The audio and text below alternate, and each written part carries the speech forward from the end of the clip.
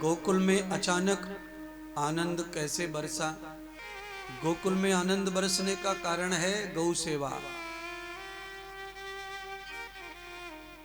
पूरे गोकुल के नर नारियों में बड़ा संगठन है, सभी एक माला के मोती बने हैं। नंद बाबा के घर में आनंद हो, बालक हो, लाला हो, उसके लिए संपूर्ण गोकुल की नर नारियों ने व्रत उपवास रखे हुए थे। रात रात भर जाग कर संकीर्तन भजन रत जगा रोज चल रहा था। दिन भर व्रत और रात भर भजन कीर्तन। 11 दिन तक ऐसा निरंतर चलाया तो उसका परिणाम है कि भगवान प्रकट हो गए। और मुझे लगता है कलयुग में भी ऐसा संभव हो सकता है अगर गांव एक मुख हो जाए तो। गांव एक मुख हो जाता है तो गांव का पावर, गांव की शक्ति क्या हो जाती है? तो कहते हैं राम की शक्ति और गांव की शक्ति समान होती है। गांव करे सो राम करे। पूरा गांव, एक भी व्यक्ति पूरे गांव में अलग विचार का ना हो तो उस गांव में कभी संकट नहीं आता। और उस गांव में कभी पुलिस नहीं आती, उस गांव में कभी इलेक्शन नहीं करना पड़ता। वो गांव आदर्श गांव हो जाता है। और आदर्श गांव में किसी की भी गरीबी, किसी की बेटी का कन्यादान असमर्थता से नहीं होता, समर्थता से होता है।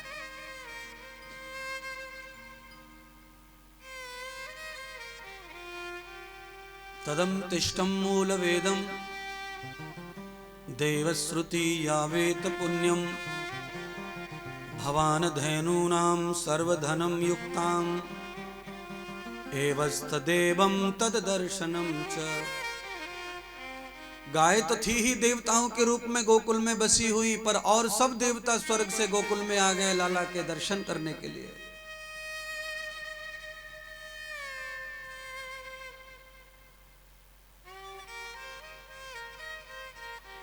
बलराम जी का पैर पड़ा तो भगवान प्रकट हुए। और श्री भगवान का प्रकट, भगवान का पैर पड़ा गोकुल में तो संपूर्ण देवता, सब शक्तियां गोकुल में आ गई।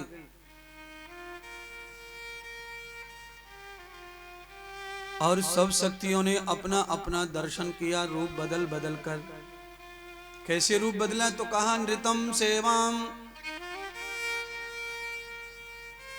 सारे देवता सेवक बन गए और सेवा के बहाने दर्शन कर करके अपने लोक को जा रहे हैं। कोई समझ ना पाए कि इंद्र है, ये कुबेर है, ये आकाश है, ये सूर्य है, ये पृथ्वी है।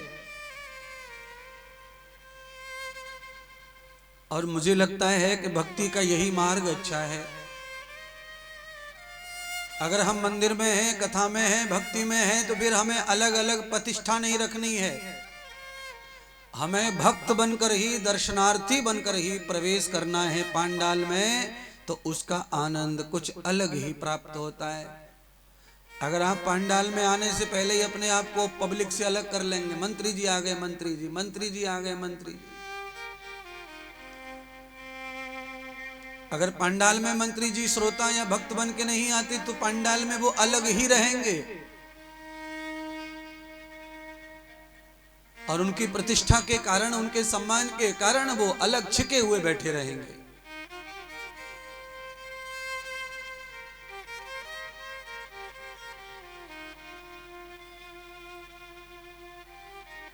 और इसी पांडाल में अगर वो ये भूल जाए कि मंत्री तो मैं अभी बनाऊं, 2 साल 2.5 साल पहले तो मैं कुछ नहीं था, मैं भी वोट डालने के लिए पोलिंग बूथ पर लाइन में खड़ा होता था, पर भाग्य से मैं भी विधायक बन गया, मंत्री बन गया।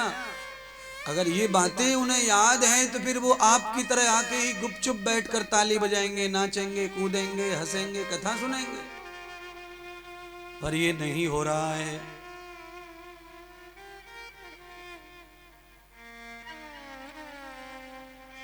नहीं हो रहा है तो उसका आनंद भी नहीं दे पा रहे कोई। जग प्रतिष्ठा को बचाने के लिए भगवान की प्रतिष्ठा को सम्मान करते रहो, बस ये कहना है।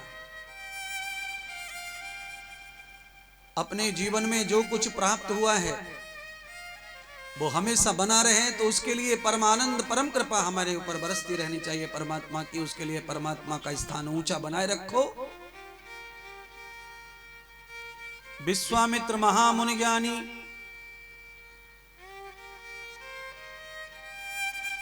विश्वामित्र जी कैसे हैं तो कहा, एक तो होता है मुनि और एक होता है महामुनि। तो विश्वामित्र जी महामुनि है, महाबलवान है, क्षत्रिय कुल में जन्म लेने के कारण बल भी बहुत है, बलवान भी बहुत है, और शुभ कर्म सत्कर्म भी बहुत करते हैं। यज्ञ ही यज्ञ कर रहे हैं, सारे काम निरंतर करना चाहते हैं पूरे विश्व के लिए, पर कोई भी काम सफल नहीं हो रहा है।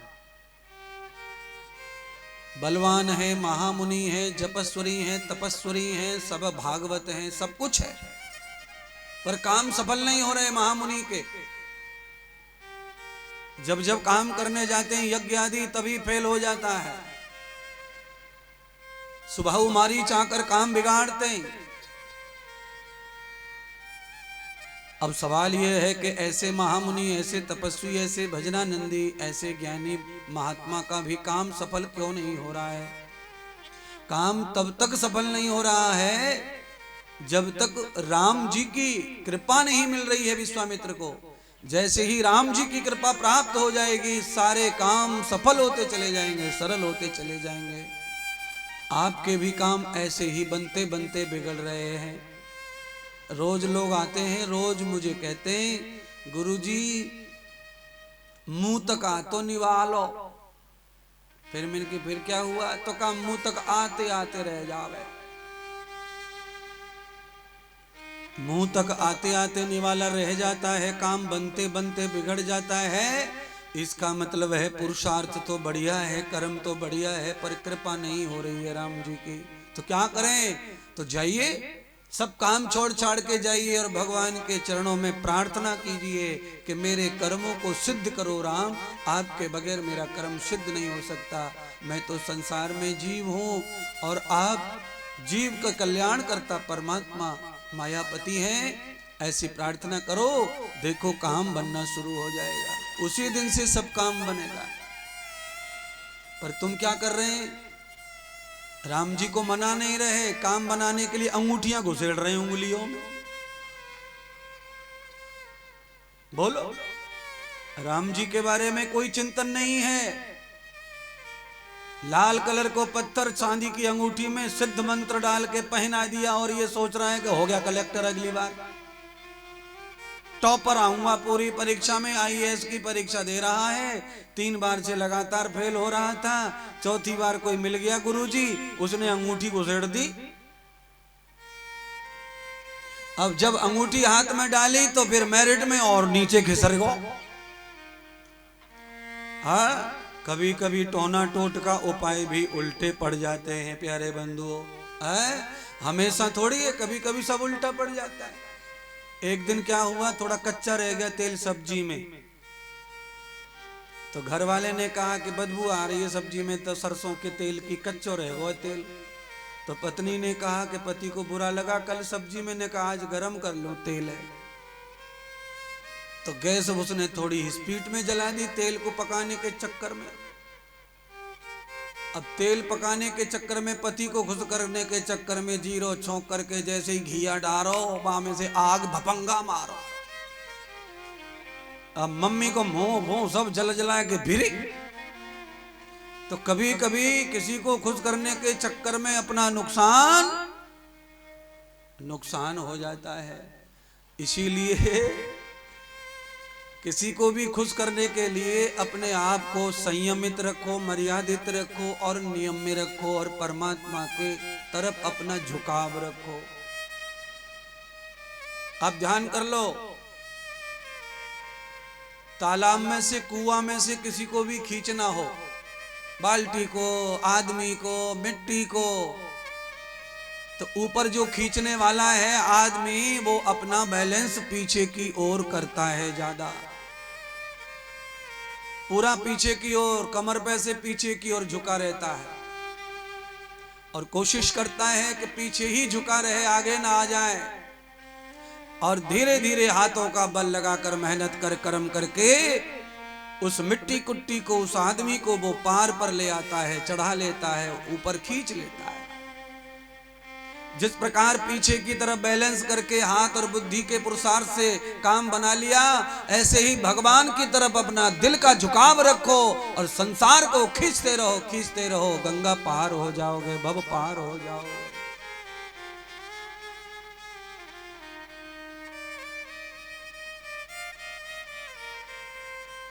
देवता तो खुशी के मारे फूले ना समारे महाराज। स्वर्ग में जाकर देवताओं ने अपनी पत्नियों को भगवान का दर्शन भाव बताया, कैसे भगवान है बाल रूप में। इतना बता के भी सबर नहीं हो रहा देवताओं को, ऐसा लग रहा है कि अब दिन रात भगवान के बाल रूप का ही प्रचार करो। जो जो भगवान से प्रेम करते हैं उन सबको बताना चाहिए कि भगवान का बाल रूप ऐसा है।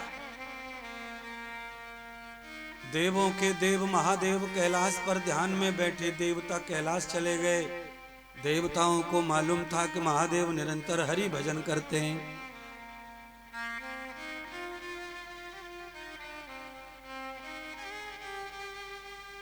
महादेव को संदेश दिया।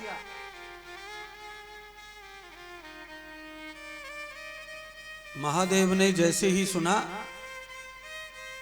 कि मेरे प्रभु ने बालक रूप लेकर मानव अवतार लिया है और भगवान को मानव के रूप में देखने का बहुत बड़ा पुण्य माना गया है,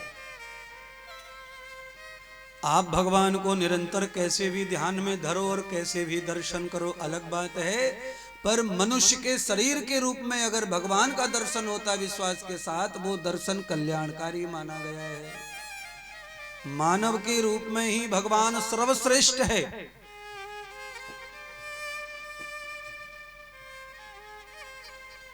महादेव ने पार्वती को बताया और पत्नी को आदेश लिया, माया लोक में, धरती लोक में, मृत्यु लोक में जाने का, प्रभु दर्शन पाने का।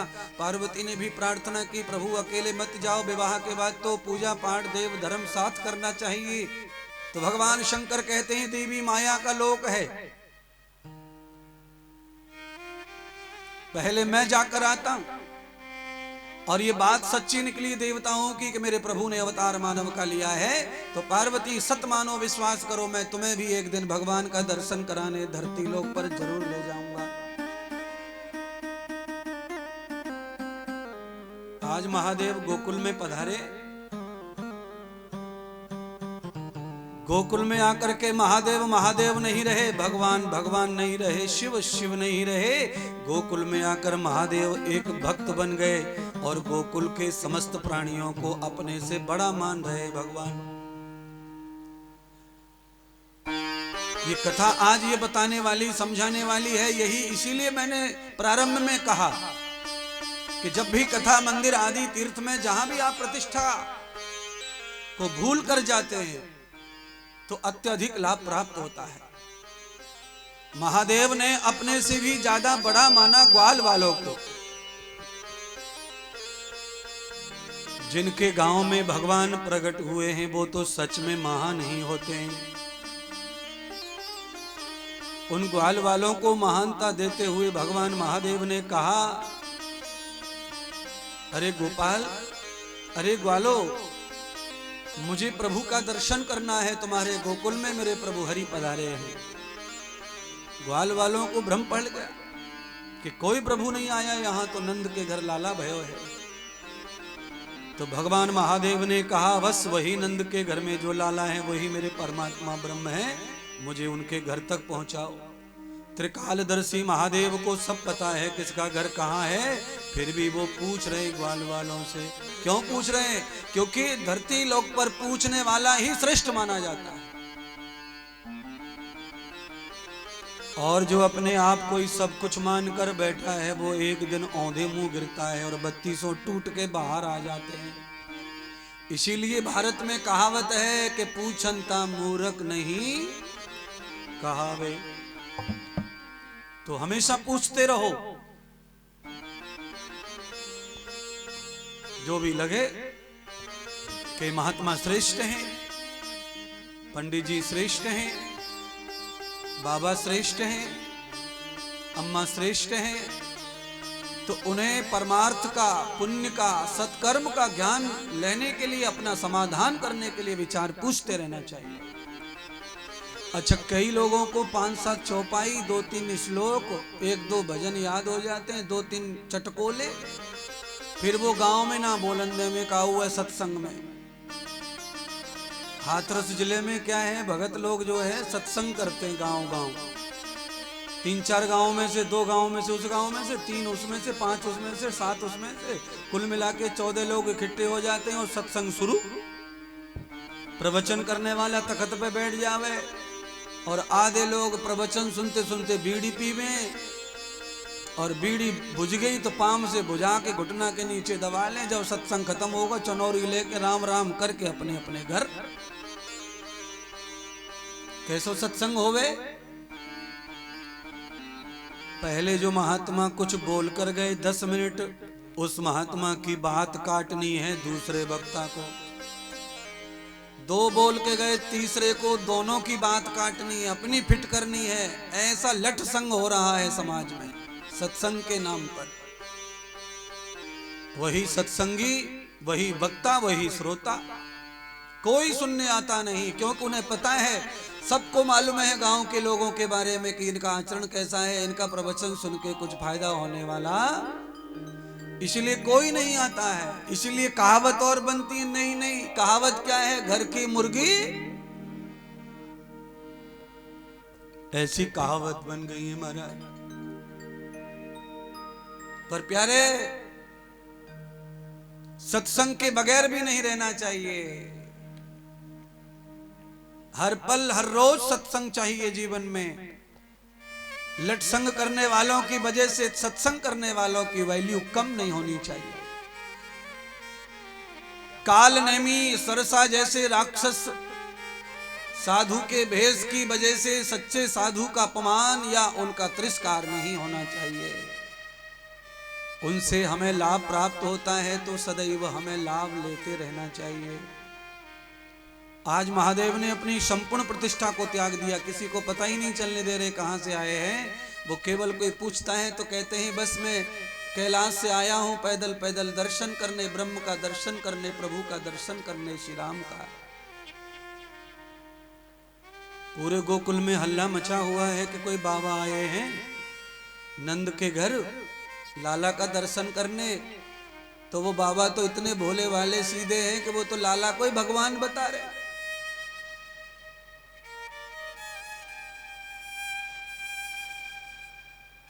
अच्छा, कोई कोई आदमी सच में दिल से बहुत साफ सुथरा होता है और भगत भी रहे। वो साफ सुथरे दिल का आदमी अगर भगत रहे तो फिर उसे भगवान जो है हर चीज में कहीं भी दिखाई देने लगता है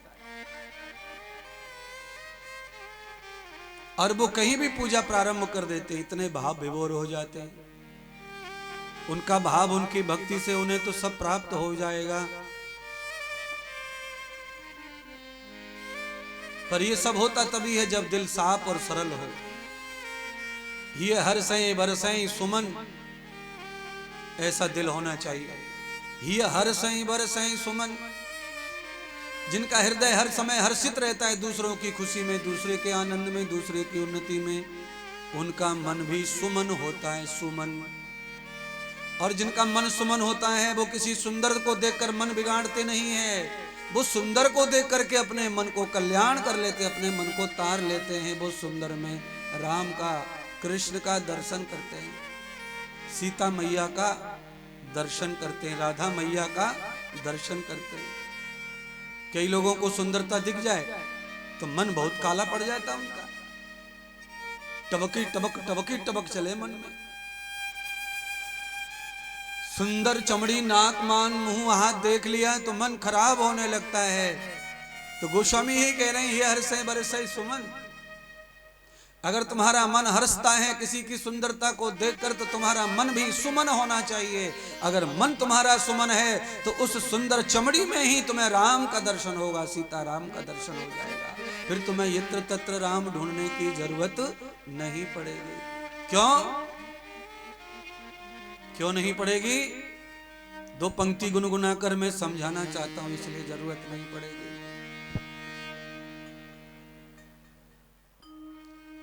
जर जर में प्रभु है समाया,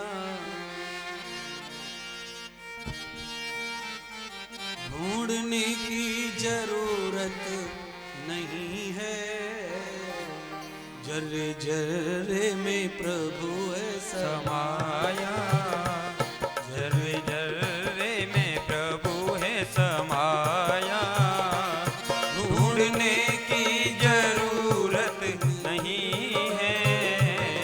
जर जर में प्रभु है समाया, ढूंढने की जरूरत नहीं है।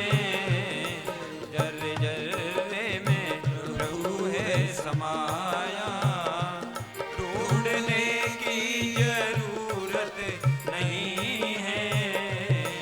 जर जर में प्रभु है समाया।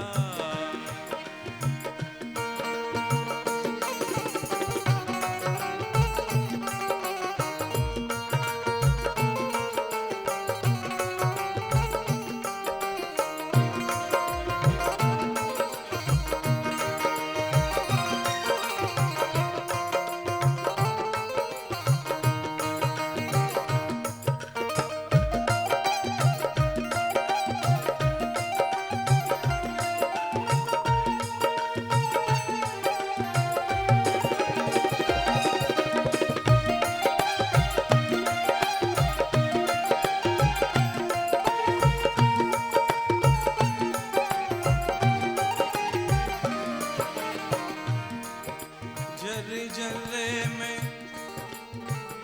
प्रभु है समाया, ढूंढने की जरूरत नहीं है। ढूंढने की जरूरत नहीं है। ढूंढने की जरूरत नहीं है। ढूंढने की जरूरत नहीं है। जर जर में प्रभु है समाया, जर जर में प्रभु है समाया, ढूंढने की जरूरत नहीं है। जर जर में प्रभु है समाया, ढूंढने की जरूरत नहीं है। जर जर में प्रभु है समाया। प्यारे बंधुओं माताओं, ढूंढ ढूंढ करके करोड़ों लोग भगवान को थक गए पर मिले नहीं। और 5 वर्ष का बालक प्रहलाद कहीं ढूंढने गया नहीं भगवान को। खम्भे में हाथ मार दिया जोर से और अंदर से भरोसा कर लिया कि इसी खम्भे में है, और प्राप्त हो गया। द्रौपदी ने पुकारा उसी क्षण, द्रौपदी ने पुकारा उसी क्षण, वस्त्र अंबार बनकर के आए, वस्त्र अंबार बनकर के आए, वस्त्र अंबार बन कर के आए। द्रौपदी ने पुकारा उसी क्षण, वस्त्र अंबार बनकर वो आए। द्रौपदी ने पुकारा उसी क्षण, वस्त्र अंबार बन कर के आए। लाजो सुक्षण उस क्षण प्रभु ने बचाई, लाज उस क्षण प्रभु ने बचाई। ये हकीकत कहानी नहीं है, ये हकीकत कहानी नहीं है।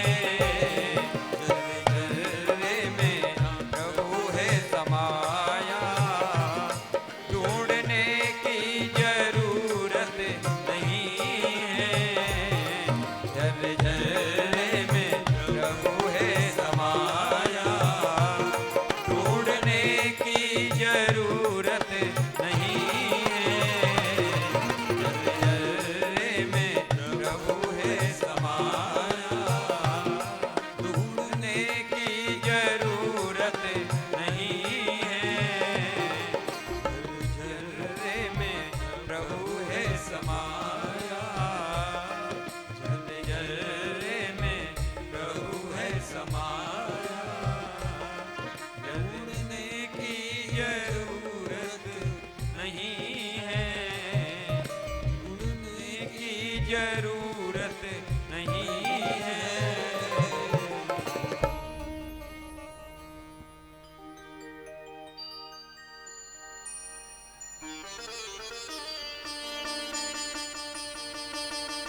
प्रेम पूर्वक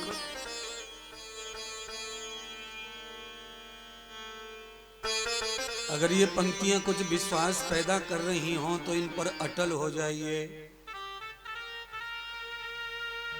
कि सोने की लंका में, सोने की लंका में अग्नि लगी थी, बताओ फिर विभीषण की कुटिया कैसे बची थी।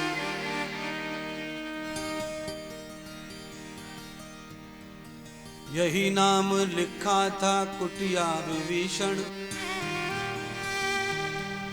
क्या लिखा था कुटिया में विभीषण की कुटिया की दीवारों पर?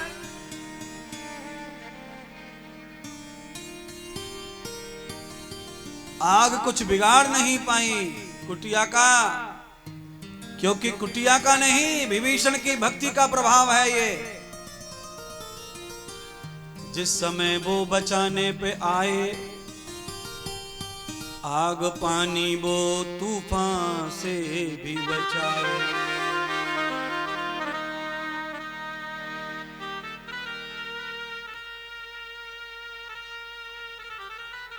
विभीषण की कुटिया जिस नाम से बची, जिसकी कृपा से बची, उसी की कृपा से हमारा भी ये जीवन बचेगा। इसीलिए पूरे शरीर पे राम नाम लिखवा लो।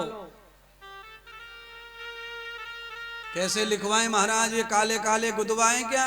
ना, ये नाटक नहीं करना गुदवाने फुदवाने का। रोम रोम में बसने वाले राम, बिना लिखे ही उसे लिखवा दो अंदर से, भाव से रोम रोम में रम जाए राम। ऐसा विश्वास कर लो कि मेरे रोम रोम में राम बसा हुआ है। अब रोम तो बहुत छोटा होता है, मुंह बहुत बड़ा होता है आदमी का। अगर कोई ये विश्वास कर ले अवधेश कुमार जी कि रोम रोम में राम है मेरे, वो गुटखा नहीं खाएगा, वो बीड़ी नहीं पिएगा, जुआ नहीं खेलेगा, मांस अंडा नहीं खाएगा, दारू नहीं पिएगा, क्योंकि रोम छोटा होता है और ये करने के लिए इंद्रियां बहुत बड़ी बड़ी होती हैं। आपके मुंह के ऊपर जो होठ है, इस पे कितने बाल हैं? मूंछों में बाल गिने कभी ना गिने? एक बाल को एक रोम कहते हैं, और इतने होठ पर ही इतने बाल हैं, सब में राम घुसा पड़ा है। और इतना राम घुसा पड़ा है तो भी देखो बीड़ी पी जा रहा है बाबा। देखो क्या करें, कितना समझाएं महाराज। क्षेत्र में से, तुम्हारे गांव में से व्यसन अगर दूर हो जाए तो पूरा गांव मालदार हो जाएगा, पैसे वाला हो जाएगा, कि कोई गरीब बचेगा नहीं गांव में। गरीबी है ही व्यसन की वजह से महाराज, क्योंकि धन तो पैर के नीचे पड़ा है, दुनिया भर का हीरा कहां निकलता है बताओ? पेट्रोल कहां निकलती है, डीजल कहां निकलता है, गैस कहां निकलती है, सोना कहां निकलता है, तांबा कहां निकलता है? कोई भरोसा नहीं है। जहां तुम बैठे हो यहीं खुदाई करके निकल जाए तो यहीं निकल जाए। सारा माल तुम्हारे पैर के नीचे दबा हुआ है। पर जैसे विश्वामित्र इतने तपस्वी होके भी काम सफल नहीं कर पा रहे थे, क्योंकि राम दूर थे, अपने आप ही लगे पड़े थे घमंड में, मैं ज्ञानी, मैं ध्यानी, मैं तपस्वी, मैं यज्ञ करता, मैं सब ठीक कर दूंगा दुनियादारी का। ठीक चाहे हम ही करें, पर कराने वाला कोई तो शक्ति है जो दूर रहती है, तुमसे अलग रहती है, या तुम्हारे साथ रहती है पर तुम्हें दिखाई देती नहीं है। इसीलिए मेरा हाथ जोड़ के प्रार्थना है कि कर्ता का भाव दिल में जब आए तो थप्पड़ मार लो गाल पे एक। और अपने हाथ से अपने थप्पड़ मारने का कोई अपराध नहीं, कोई छोटापन नहीं है महाराज।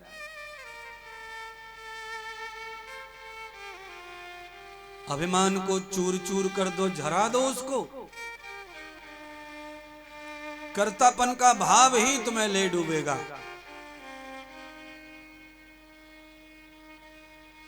कैसा भाव होना चाहिए? जब जब मन में ये बात आए कि मैंने ये कर दिया, मैंने वो कर दिया, तब तब ही इस लाइन को गाते रहो। कौन सी लाइन? करते हो तुम कन्हैया मेरा नाम हो रहा है, मेरा आपकी कृपा से है,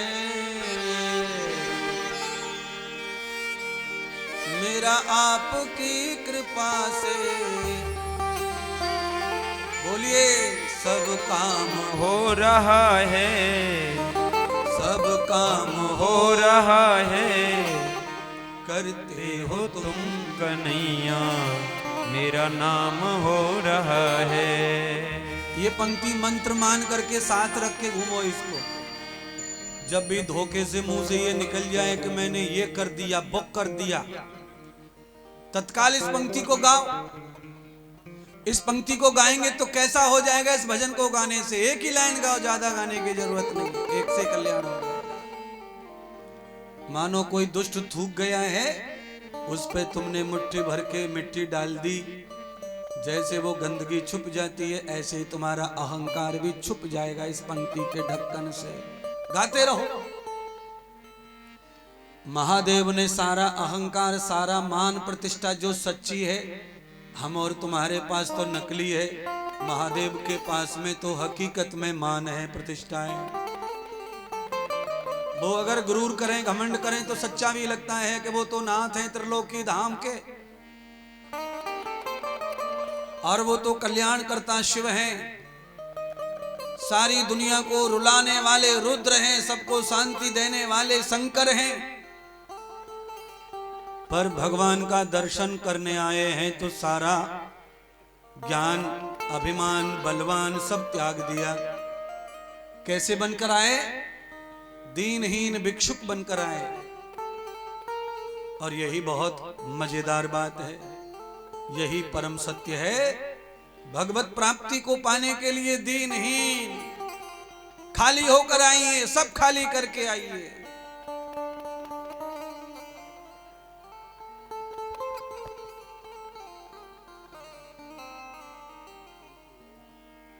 ग्वाल वालों ने शंकर भगवान को यशोदा के घर पहुंचा दिया। दरवाजे पर महिलाओं का पहरा लगा हुआ था, कोई भी पुरुष अंदर महल में जा नहीं रहा था, क्योंकि लाला अभी 4 दिन के ही हुए हैं। यशोदा मैया अभी लाला को प्रकाश में लाई नहीं है, अभी तक लाला को अंधेरी कोठरी में रखा हुआ है। लाला के अंग को हवा पानी ना लग जाए, लाला का अंग कहीं बेकार ना हो जाए, इसलिए बंद कोठरी में पैक रखा है। और बाबा को कह दिया, बाबा 2 दिन के बाद आना, 2 दिन के बाद में हमारे लाला की छठी पूजन है। लाला को पहलो स्नान होगो, और जब वस्त्र पहना कर काजल वाजल लगा के लाला को पालने में रखा जाएगा, तब पुरुषों को दर्शन होगा। यही हमारे गांव की परंपरा और मर्यादा है। नाराज मत रहो बाबा, आप वापिस चले जाओ। शंकर भगवान वापिस जाने वालों में से कहां थे? उन्होंने तो घर के बाहर ही डेरा डाल दिया, घर तो छोड़ दिया। भाई घर वाली का घर है तो घर से उतार दिया तो महात्मा नीचे उतर गया। और आम रास्ता त्रिशूल गाड़ दिया भोले बाबा ने और बस बैठ गए धरने पर।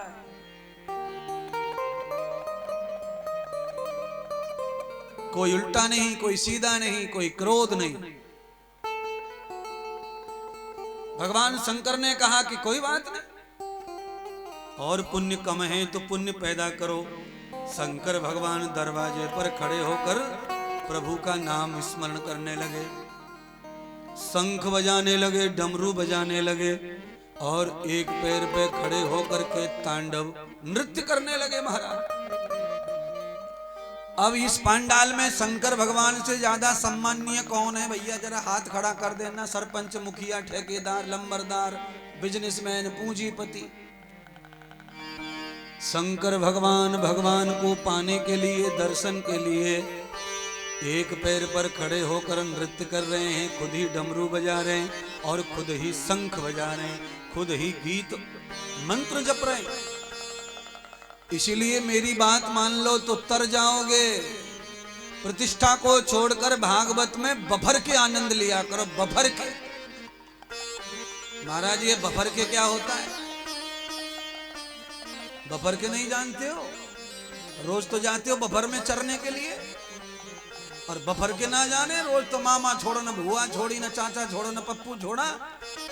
नाम को झूठ मूठ को पत्र का आ जाए घर पे, फिर तो पैंट सतर करो और गयो है। बफर में कम से कम 8-10 राउंड मार देता है एक आदमी।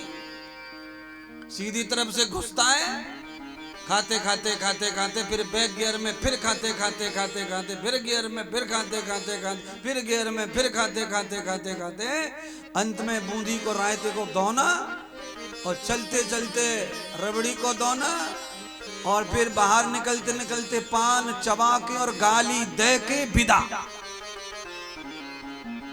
इतना चर के भी गाली।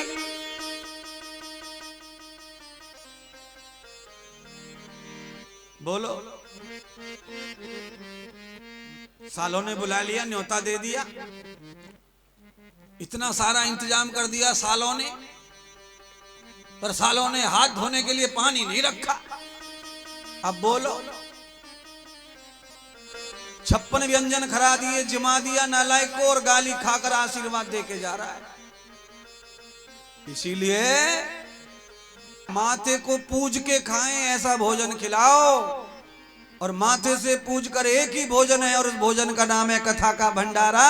शादी में 56 व्यंजन को भी कोई माथे से लगाने वाला नहीं है। कमी निकालेंगे, कमी। और भागवत के भंडारे में कच्छू मत खवाओ, काली हलवा परोस दो दोना में। अरे रे रे रे रे रे 25 बार माथे से लगा में हलवा है, और नेक सो खामे, दोनों हाथन में बंद करके पल्लू में बांध के पोते को ले जावे। छोरा के छोरा खवाऊंगे, बुद्धि आ जाए ने, छोरा को ब्याह है जागो, कथा को हलवा खा के छोरा को छोरा है जागो, बहू माँ बन जागी। सबरे फल पा रही है हलवा में। फल हलवा में नहीं है, फल है भाव से। भाव पैदा हो गया है अन्न के प्रति।